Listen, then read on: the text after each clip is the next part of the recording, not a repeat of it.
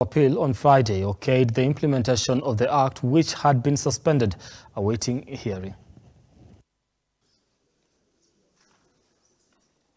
The impact of the Finance Act 2023 has started biting just hours after the Court of Appeal lifted its implementation. Businesses across the country moving to effect the changes that seek to affect businesses and Kenyans. In a notice, Kenya's biggest telco announced the changes they seek to implement going forward. The notice reads in the quote, following the enactment into law of the Finance Act 2023 and the Court of Appeal ruling on the 28th July 2023, effective 29th July 2023, we will be reviewing our call, SMS, data, fiber, and M-Pesa pricing to reflect the increase in excess duty rate on fees charged on mobile money transfers from 12% to 15% and to decrease in excess duty rate in telecommunication services, that is call, SMS, data, and fiber from 20% to 15%. The Finance Act 2023, assented by President William Ruto on the 26th June 2023, ushered in sweeping changes in excess duty rates across various sectors. It reduces the fees charged for money transfer service by banks and other financial service providers from 20% to 15%. Contrarily, payment service providers licensed under National Payment Systems Act 2021, that is excluding cellular phone service providers, will now face an excess duty of 15%. The Act also introduces steep hikes in excess duties on betting, gaming, lotteries and prize competition. The excess duty on amounts wagered on staked in these sectors has risen from 7.5% to 12.5%. Furthermore, fees charged on advertisement on television, print media, billboards and radio station for alcoholic beverages, betting, gaming, lotteries and prize competitions are also now taxed at 15%. The future of Safaricom customers is mixed in the wake of these changes.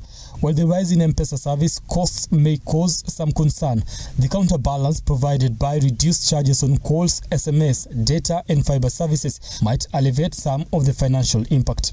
The new Safaricom prices now include withdrawing of 500 shillings to 2,500 has gone up from 28 shillings to 29 shillings. Withdrawing 2,501 to 3,500 has gone up from 50 shillings to 52 Kenya shillings.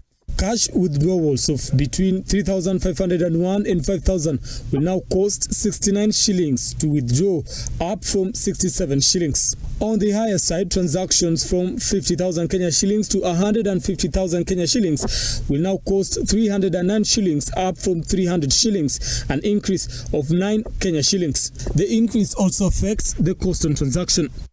The order by the appellate court was issued after Treasury Cabinet Secretary Professor Njuguna Ndung'u filed a challenge and convinced a three-judge bench that the government was likely to be crippled if the High Court order was not lifted. Justice Mohamed Wasame, Kiturima Minoti and Hedi Gomondi observed that there will be irreversible economic consequences if the order is not lifted.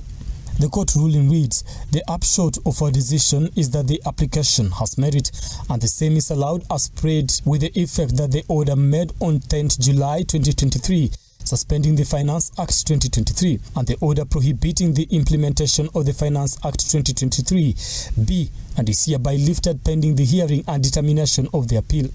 The appellate court ruled that the government, who appealed the suspension through the Treasury Cabinet Secretary Njuguna Ndung'u, had satisfied twin principles to warrant the grant of the order sought. We are persuaded that the applicants have satisfied the twin principle for the grant of the order sought, and that public interest tilts in favor of setting aside the conservatory orders by the trial judge, read the ruling in part.